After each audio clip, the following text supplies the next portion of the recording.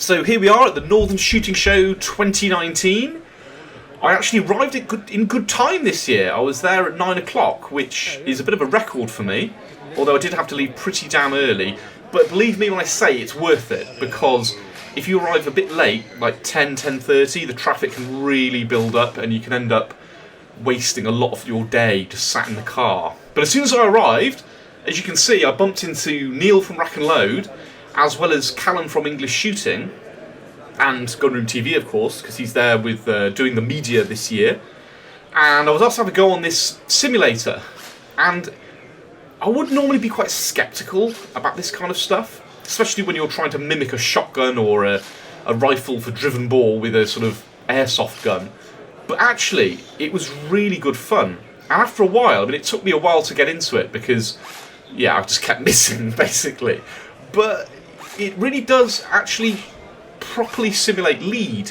And that was what the problem I was having, because obviously, you know, being used to, say, playing a video game in that way, you would just aim at the target. But with this, you really do give lead, just like you would in real life. But the one thing I did notice, which is something I will be doing a video on at some point, is I really do have to accept the fact that I'm nearly 40 now, and I need glasses. When I get them, I will, as I said, I will do a video on it.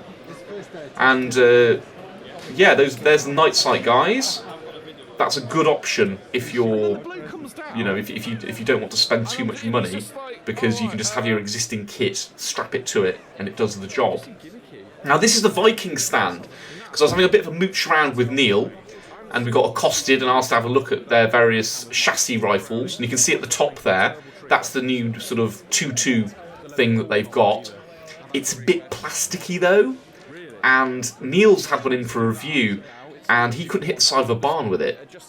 Eventually he got it to shoot well, but only because he had to, I think, like take a Dremel to it and properly re-bed the whole gun, because as it came out of the box, it just wasn't bedded properly.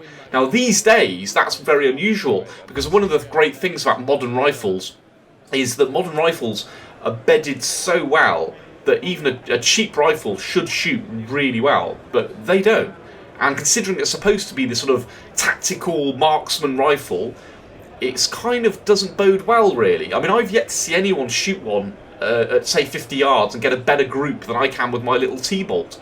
So I'm pretty sceptical. As you can see here, this is sort of outside, and outside, it's just like a game fair. It's great. It's like a great sort of combination. There's the Deer Hunter Symposium, and I was there with, as I said, Neil at Rack and Load, Callum at English Shooting, Dave Ewing and Mike Lindsay for our talk, hosted by the lovely Rachel Carey.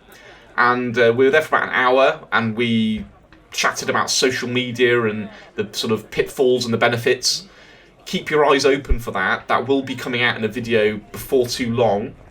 I can't just release it straight away because I wasn't allowed to film this year because Gunroom TV were doing all of that, and I know that the show are going to kind of have, you know, first refusal in terms of footage they want to keep in or leave out and so on and so forth. But I'm hoping most of it should be fine. You know, I didn't sort of make any too outrageous comments. Maybe one or two. Keep your eyes open for that. But it would have been nice to have a bit longer, really. We only had about an hour. That was my only the only downside, because last year we had plenty of time to answer questions and stuff, but it was a really packed schedule this year. But as you can see anyway, I digress, you can see here outside, it's just like a game fair. You know, you've got Basque here doing dog training, there's food stands selling like venison and all the sort of country stuff, all the stuff that you would expect to see at somewhere like the Game Fair as it's known now, or what was previously known as the CLA Game Fair. So it's great, really. It's a sort of place that you could take your dad, and while you're walking around the sort of Merry Hill bit where you've got all the corporate stuff and all the latest gadgets and guns and things, you know, he can have a wander around outside like he was at any old show. And it's great, to be honest. It's got a real family-friendly, nice atmosphere. It's hard to describe until you go. You'll see kind of what I mean about that, because a lot of these really big shows have started to become a little bit soulless, but here it's like everybody knows everybody, and you know, there's just an excitement to it. you'd have to see for yourself, basically. If you're from the south and you're not sure about making the journey, because it is a long way, I had to drive for a good 3 hours, and that was with clear traffic from Worcester. But it really was worth the trip. It really was. As you can see here, all the regular stuff indoors, all the shotguns, loads of deals are available. Again, another simulator. They are, to be honest, amazing. I've seen them in the past and thought, oh, yeah, they're not going to be that realistic, but they really are now. Technology's moved on. Really good fun. There's more of the night sight stuff. I've always been tempted by them, but yeah, I just don't do that much lamping, so, you know. There's, again, some fox callers from Best Fox Call, and as you guys will know, I have one of those. I've tried using it for the day shooting. As you can see there, you've got a decoy, and I've not had much luck with it.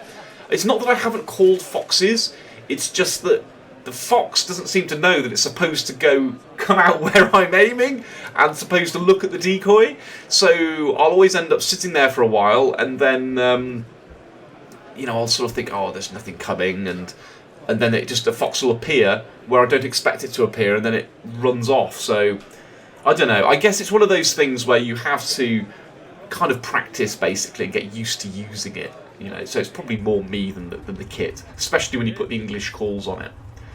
As you can see here, here's Callum, and he kindly let me go in his truck thing, and he drove me about for a bit.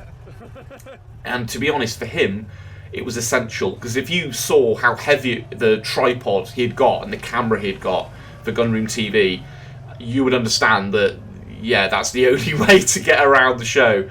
And Alex actually was saying to me that he has a similar vehicle at his estate, so I might pop down there at some point to do some deer stalking, because I tell you what, dragging a deer for like a mile through thick vegetation is not fun. So the idea of being able to drive around the estate in leisure with a truck like that, and then shoot a deer, and then drive up to it and pick it up and chuck it in the back is, yeah, I would love that. I'm always tempted to get one. Now here's Tim Ward. He came to say hi. I don't think we've actually met before. We're always talking online, but Tim's there with the Passed On Country Sports stand, and he was coming to say, oh, you know, come on guys, come and look at our demo that we're doing at like 1 o'clock. Sadly, that was when we were giving our talk, so we didn't get an opportunity to go and see it. It's one of those stalls I always mean to go and have a look at, because it's quite good that those guys are trying to genuinely do something for young people. But yeah, I just didn't get the chance. But it was great to finally meet you, Tim, and yeah, I'm sure I'll hear from you in the comments. As you can see here, we're just having another drive round. There's all the air gunning, you've got air arms there, and so there's lots of opportunities if you're, you know, there's some air rifle you've got your eye on and you want to see what it's like. That's all there. Even the army turned up. Oh, sorry, the Air Force? Yes, the Air Force. Yeah, even they turned up, so it was great. We had to stop here because I was starving, to be honest, and yeah, to get a burger. There was Dave Ewing and Mike Lindsay, who were just sort of, basically, to be honest, they're not really saying anything there. They're just standing there, so I can get some footage of them. But yeah, we had it was great meeting those guys again, and the talk was great fun. As I said, keep your eyes open for that. There's Tom. He now works for Thomas Jacks, and he was just clearing up because that was the end. They finished a bit early this year, but it was a great show.